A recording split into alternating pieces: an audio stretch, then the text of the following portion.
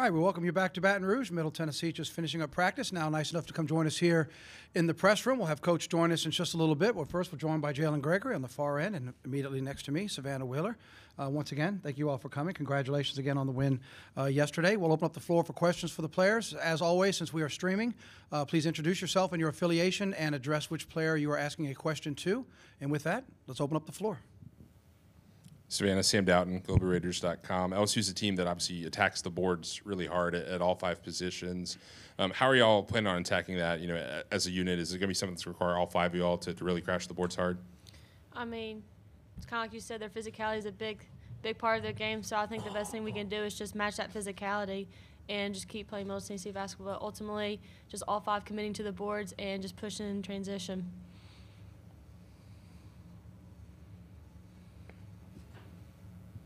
Michael Cobble, WBRZ TV here in Baton Rouge. Just for both girls, we can start with Savannah if you want. Just what kind of confidence do you gain? Obviously, you're on such a heater, right? But what kind of confidence do you gain from a win like yesterday without, making too much of it and carrying it over into the next game? I mean, our coaches do a great job of just preaching every single game, just play Middle Tennessee basketball and just win another 40 minutes. And, that's the big emphasis that we've been doing this whole season. It's just playing Middle Tennessee basketball and just focus on one game at a time. So with last night's win, that's in the past, and the only thing we can do now is look forward for tomorrow. Yeah, we're just Middle Tennessee, and so we got to keep playing that way. And we won last night, so we enjoyed that. And today we turned our focus to LSU. Jalynn, LSU looks to shoot the 2 on offense. Defensively, how can y'all help each other out and keep them out of the paint and force some more jumpers? Just playing our regular defense. So it's not just one person guarding their man. It's all of us guarding each other. So we have help side, just cover downs and everything. So we're just going to keep sticking to our fundamentals. Brett Martell with Associated Press. While it's not unprecedented, not a lot of college basketball players get to win 20 games in a row. And I was just wondering if you could comment on how a streak like that affects everything from confidence in yourself and your teammates to chemistry, trust, and what it's been like to go through that. I mean, our non-conference, we had a very challenging non-conference, and it's got us to this point. So, I mean, like I said before, our coaches just preach every single game, just one game at a time. And, we're not only competing against other people, but we're competing against ourselves. So, really just focusing on who we're playing and really focusing within ourselves. Just same thing that Savannah said, just playing, being ourselves and just playing how we have been all year.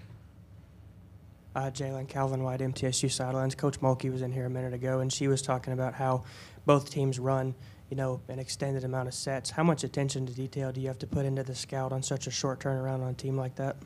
Obviously, we look at what they run and stuff, and so we're going to study that all today and tomorrow before the game. But at the end of the day, it comes down to fundamentals. So if we stick to all of our principles on defense and just executing on offense, then it's really it doesn't come down to what they run. It's just how we play defense.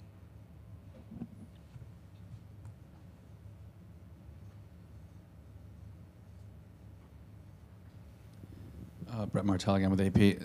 This is open-ended, but I assume you watched a video of LSU's game yesterday. Is that correct? What went through your mind when you saw them traveling and throwing the ball away again and again and again? Did you think it was maybe not indicative of who you're going to see tomorrow, or what did you think about that? I know they can play better than that. I've seen them and I've watched them, so I know what they're capable of. And we're going to expect their best. And so they're also going to get our best. So we are not going to underestimate them just because of how they played yesterday. This is for both girls. Take it for what it is. But is there any wow factor to playing LSU? Is that a team that you look at and you're like, oh, their personalities as much as they are ball players? Is there any of that to matching up with them, or is it just strictly ball? I feel like it's just strictly ball. We try and not get caught up in all that because it's another game, and we're looking at it that way. and just saying, hey, this is another game for us to get 40 more minutes. So we're just going to approach it just like we do any other game.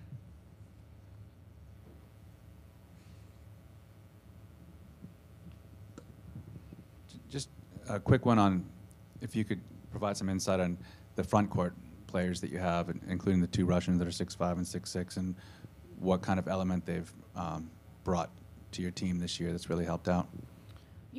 Really, obviously size. We got 6'6", 6'5", so having good physical post players is always beneficial. And one good thing about it is that Anastasia, she can stretch out and shoot the 3. So, really just a lot of high-low, and just each post player can do certain little things that can just bring something to the table for this team.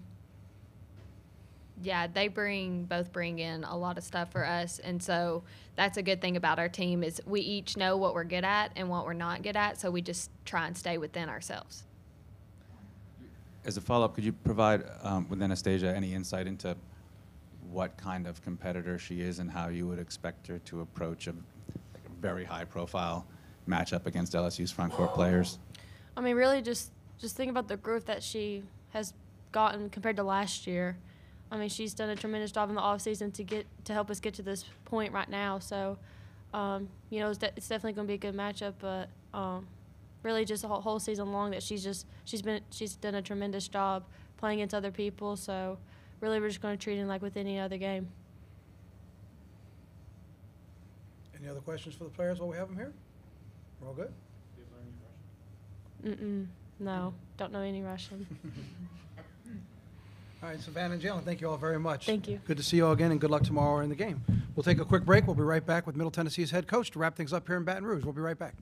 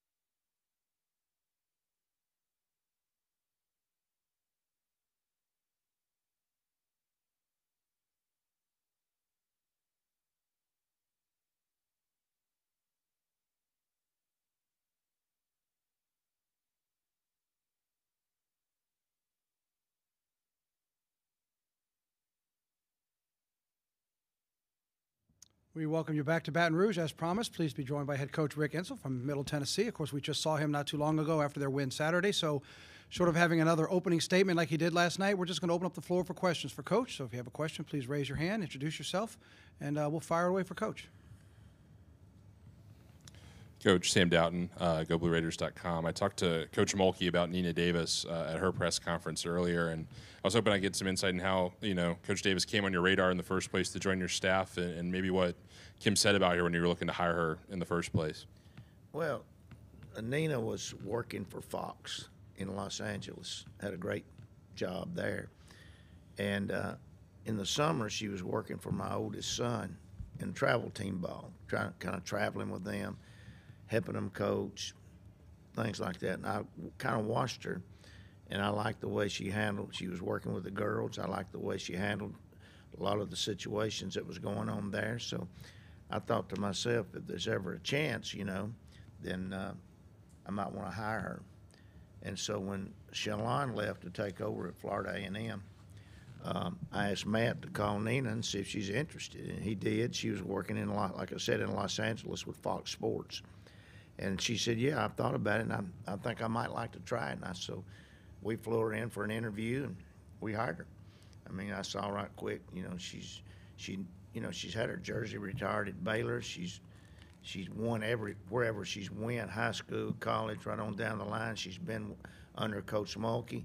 I guess more than anything, I wanted to hire her for that because she had some experience there. And, we didn't bring her in to sit on her hands. We brought her in to coach. She's got this scout tomorrow. So, that probably how we do tomorrow. If we lose, I'll probably fire her. But, Coach Mulkey may hire her if I fire her.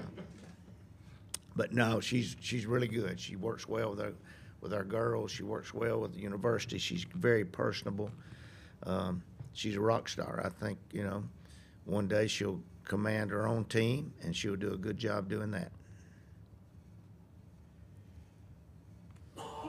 Michael Cobble, WBRZ TV here in Baton Rouge. The girls described their style of play as just, Middle Tennessee basketball, right? So obviously you have an idea of what they want them to be. I think one of them said it sounded like the sum is greater than the individual parts. Is that? It is. It's kind of like the part whole process or method, in teaching. We work individually with we recruit to our system. And each one of those young ladies was recruited into our system. When we go out recruiting, we pretty much know what we want in every one of our positions, and we're looking for those young ladies to fill that position, to fill that role. So what she told you was exactly right. They know what we expect of them. They know their role. They know where they need to be shooting the ball and where they don't need to shoot the ball. They know what we want to do when we go into a game. And, we call that the Middle Tennessee way. I'm sure a lot of people have got terms that they use for their program, but we want to just be Middle Tennessee. We know what we expect. Like yesterday, a lot of people said, well, did you panic? A lot of my own people. Did you panic when we went 18 down? I really didn't know that we were 18 down. I thought we were 14, 15, 16 maybe down. But I was more concerned about our players executing what we wanted done defensively and offensively. Now, after the game, somebody said we was 18 down. If I'd have known that, I'd have probably maybe panicked. But I knew I never did give up hope or faith in what was going on yesterday. I felt like if we could hit a shot or two, then we would get rolling. And we pretty much have commanded the third and fourth quarters all year. So we going in at halftime, the big thing, we as a coaching staff, we were 11 down.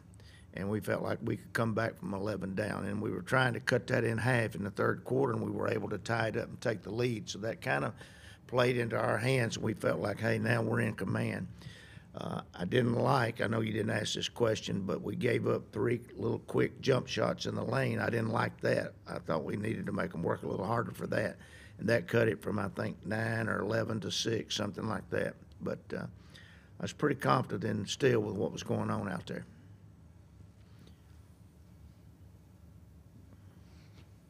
Coach, LSU is obviously one of the most talented teams on paper in the nation, particularly in the front court where they really attack the boards, one of the best rebounding teams in the country. How are y'all going to have to work as a team to, win on the boards tomorrow? Well, for us to be in the game, to win the game, we got to rebound.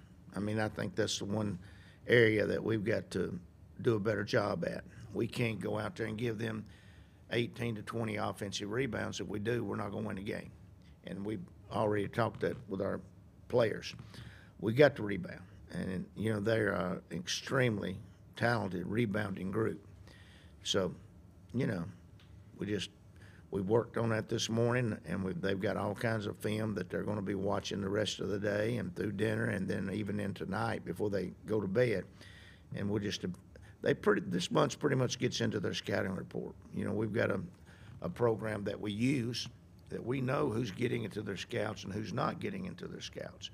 And, you can pretty much bet that those 6 or 7 that we've been playing all year long, when we open up that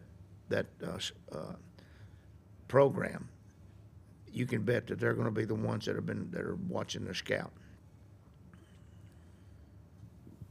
Rick, Calvin White, MTSU sidelines. All season long, you guys have talked about how you take it one game at a time. Jalynn and Savannah said that, they were going to treat tomorrow like just any other game. How does that kind of level-headedness help you guys do what you do? Well, I think that's coach speak. Most coaches say, hey, one game at a time, one play at a time, and we're guilty of doing that too. But I don't think that you take tomorrow's game as one game at a time. You're playing to get into the Sweet 16. You're playing an extremely talented team. You're playing them at home. Everything's got to be laying in their favor, and we know that. But we have been in some uncomfortable situations before, this year and last year, and we've come out on top, and we've lost some of them. I would say that coming in tomorrow, that our team will pay less attention to the crowd than probably any team they've had in here, including a lot of the SEC teams.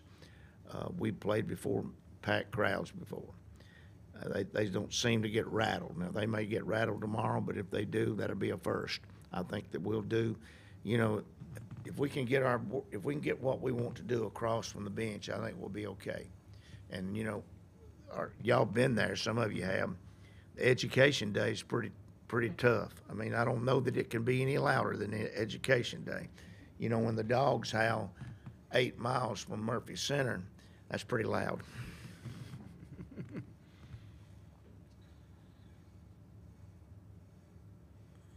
Chessa Boucher with NBC 33 here in Baton Rouge. Coach Mulkey talked about how both of y'all as coaches are more that old style, traditional. We are. And you run sets offensively. So what do you expect to see from this team and vice versa? Well, I'm a lot older than Kim. I remember when Kim was playing. I was coaching in high school at that point, so we knew all about her. And then, of course, she played at La Tech for Leon and Sonia, and I knew Leon a lot better than I did Sonia. But the way she commanded her basketball program there is the way she commands her college team right now, and the way she's done since. I knew that she was going to be a great coach when she got into coaching, because point guard, they got to know everybody's role and everybody's position. Kim's got a very talented team right now. I mean, they probably got as much talent as anybody in the country. And when they turn it on, they're tough. I mean, they showed that last year when they won the national championship. How many people didn't really anybody predict that they would win and a lot of people like to say now, well, the reason they won it, South Carolina got knocked off. I don't know about that. When you get into the tournament, it doesn't necessarily come down to the most talented team. It comes down to the team that's playing the best, who wins the national championship. And so I think that's what we're looking at. Right now, we're playing pretty good. And, if you went and talked to our girls, they would probably talk the same way that the LSU girls are doing. We're here to get to the Sweet 16, the Elite 8, and that's kind of been our goal all year long. So now we're one game away. They're one game away. So it's probably going to come down to who plays the smartest and the hardest. Speaking of executing, were you a little surprised to see LSU as careless with the ball as they were yesterday? Yesterday? No, I didn't see the game. My coaches did. And they, I listened to them last night, but they didn't really say a whole lot about them not handling the ball. They were saying a whole lot about what they could do with the ball. We watched a lot of film last night, and it's the thing about playing Kim and LSU. We don't play on Sundays and Thursdays.